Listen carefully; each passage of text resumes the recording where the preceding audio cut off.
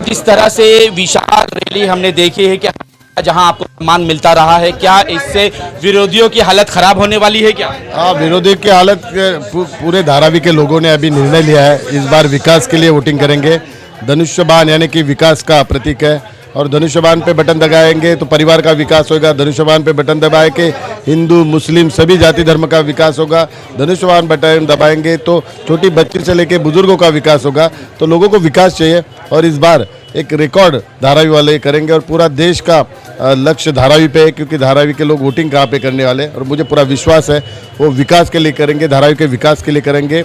और जो भारत विकसित भारत का जो सपना है वो पूरा करने के लिए विकसित धारावी से शुरुआत करेंगे। विकसित भारत की शुरुआत ये विकसित धारावी से शुरुआत होगी और विकसित यात्रा में सब लोग शामिल हो जाएंगे। भाई सर, जिस तरह से राहुल शिवाले जो है अपने सभी भाषणों में ये कहते चले आ रहे हैं कि धारावी का एक भी व्यक्ति बाहर नहीं जाएगा धारावी से, ये राहुल शिवाले की जिम्मेदारी है, आखिरी आदमी तक को हम धारावी में ही रहने देंगे।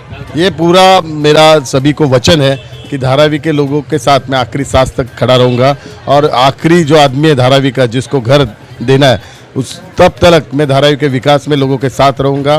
धारावी के लोगों को धारावी में दुकान मकान सभी उनका जिंदगी यहाँ पे धारावी में बसाऊंगा, उनका विकास है धारावी में करके दिखाऊंगा। सर, मुलुंड का सॉल्वेंट और वडाला का सॉल्वेंट फिर किस लिए लिया जा रहा है? ये इसका विषय इधर नहीं है। मैंने जो जबान दिया है ना, धारावी का दुकान मकान धारावी में मिलेगा, तो बाकी क्वेश्चन क्यों पूछते हो? वो जगह जिसके लिए उसके लिए वो कंपनी वाले सोचेंगे, हम डेवलपमेंट यहाँ पे ही करने वाले। धारावी का रीडेवलपमेंट का विषय खासदार साहब ने समझाया आपको, तो वो बाकी जगह गुमराह करने का विषय उद्धव जी का है। उद्धव ने टेंडर लेके आया था, वही टेंडर अभी का सरकार रिपीट किया, लेकिन उद्धव जी बोलता है ये मेरा नहीं है। तो धारावी को घर मिलने चाहिए। इसी में एकनाथ शिंदे साहब, देवेंद्र फडणवीस साहब, अजित पवार साहब साथ में है। ये गुमराह करके वो नहीं मिलने चाहिए, वो उन लोग का है, कांग्रेस और उद्धव जी का है।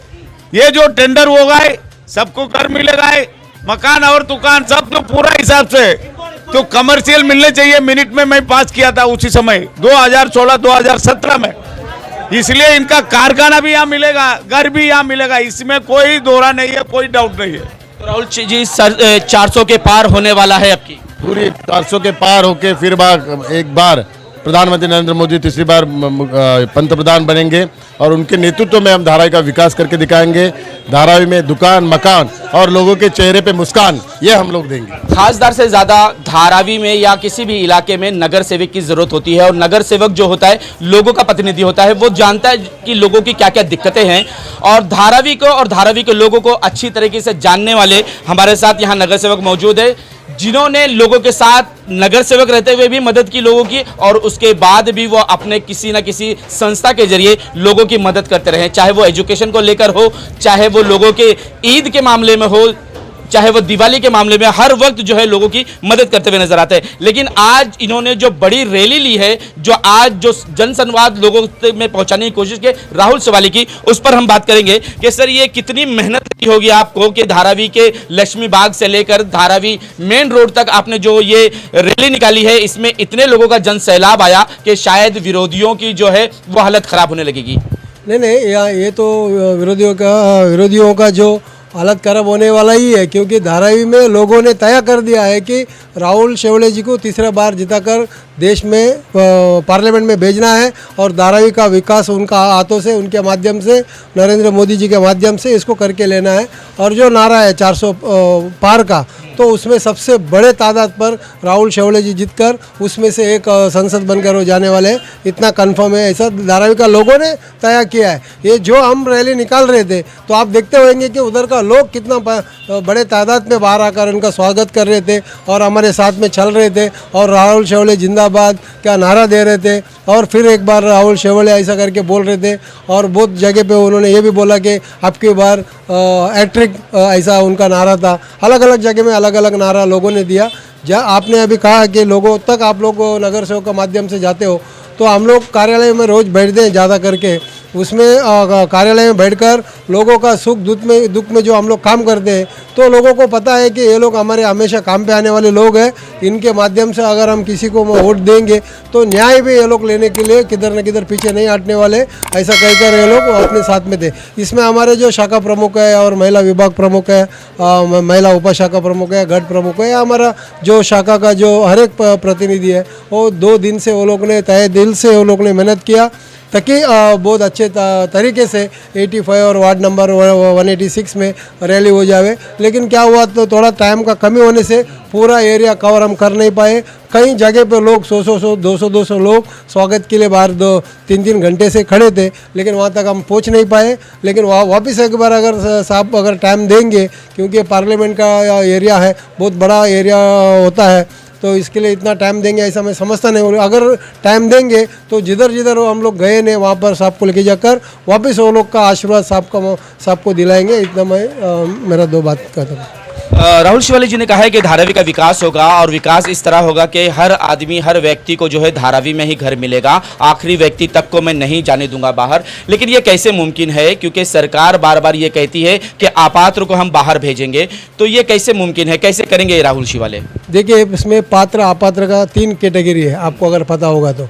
पात्र मीन्स जो ग्राउंड में जो होते हैं ना, वो पात्र ही है। उसको जो ग्राउंड का लेवल का जो लोग है उसको धारावी के अंदर ही देने वाले हैं। उसके बाद में जो फर्स्ट फ्लोर में जो है अपात्र है ना, फर्स्ट फ्लोर में देखिए एसआरए में अगर आप जाते हो ना, एसआरए प्रोजेक्ट में फर्स्ट फ्लोर और सेकंड फ्लोर रहेगा, उसको गिना ही नहीं होता है, उसका काउंट ही नहीं होता है। ग्राउंड में जो होता है वो अगर पात्र होता है तो उसको मिलता है, वो अगर अपात्र होता है तो उसको कुछ नहीं मिलता है। लेकिन ये डीआरपी में नया एक कंपनी बनाकर वो कंपनी के अंदर ऐसा नियम बनाया है कि अपात्र रहने दो या पात्र रहने दो, उसको धारावी का अंदर ही घर मिलेगा। पात्र रहने दो, अपात्र रहने दो, मैं ऑफिस एक बार बोलता हूँ, अपात्र को एसआरए में जगह नहीं दिया जाता है, लेकिन इसमें जगह देने वाले ऐसा कानून में उन्होंने तरतूब किया है। वो इल्ज़ाम लगता है कि ये गद्दार हैं जो बार बार कहा जा रहा है, क्या वो आपको इफेक्ट करेगा क्या? देखिए, मैं कांग्रेस पार्टी के अंदर काम कर कर अभी इसमें आया। कांग्रेस पार्टी छोड़ने का भी कोई ना कोई कारण होगा। देखिए, जहाँ पर वो लोग बोलते हैं कि हम सेकुलर है, सेकुलर का माध्यम से मैं अभी उनसे एक ही पूछना चाहता हूँ, महाराष्ट्र के अंदर 48 एमपीज़ का सीट है, 48 का अंदर अगर आप इतना सेकुलर का जो ध्यान रखने वाले लोग हैं, मुस्लिम हमारे वोटर से करके उनको पता है, तो ऐसा अगर मुस्लिम का वोट से वो लोग को अगर शासन तक पहुंचने का उनको काम करना है, तो 48 सीट में से 1 सीट भी महाराष्ट्र के अंदर मुस्लिम को उन्होंने देने का काम नहीं किया।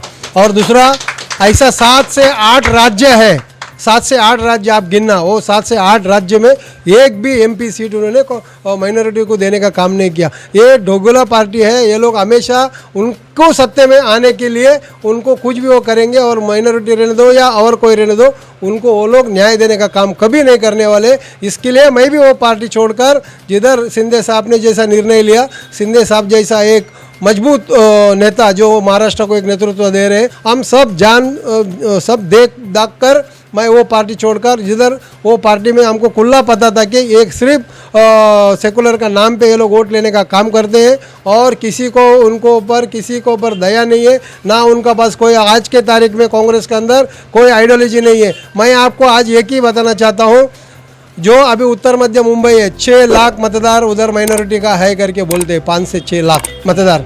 वहाँ पर आपको पता होगा, नसीम खान जी वहाँ पर कई दिनों से उनको सीट चाहिए करके वो बोल रहे थे, लेकिन वहाँ पर उनको देने का बिगड़, देखिए वर्षा गायकवाड़ को अगर देना तो इधर देना चाहिए था।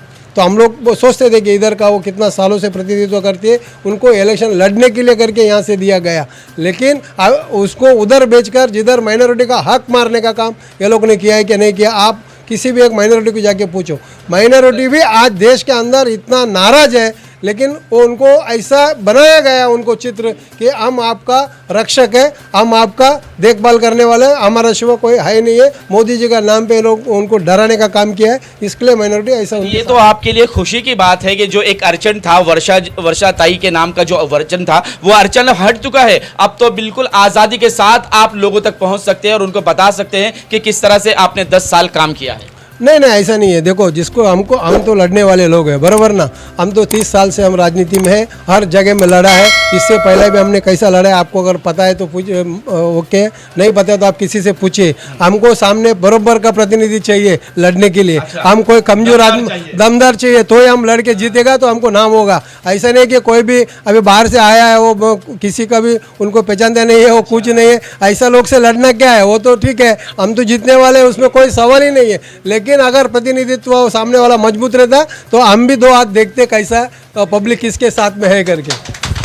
धारावी की लड़ाई हमें तब लड़ने में मजा आएगी जब सामने का प्रतिनिधि जो है वो मजबूत होगा, और जब मजबूत होगा तो ही हमें लड़ने में मजा आएगा। लेकिन अनिल देसाई सर जो है वो नया चेहरा है, उनकी बात क्या करना, हम तो इसी तरह से जीत चुके हैं और धारावी की सीट हमारे ही खाते में है, ये कहना है भास्कर शेट्टी जी का, जो आज तक लोगों के साथ रहे हैं, लोगों के बीच रहे हैं, लोगों के बीच हमेशा काम करते रहे हैं। वो ज़्यादा बेहतर जानते हैं कि लोगों की चाहत क्या है, लोग क्या चाहते हैं।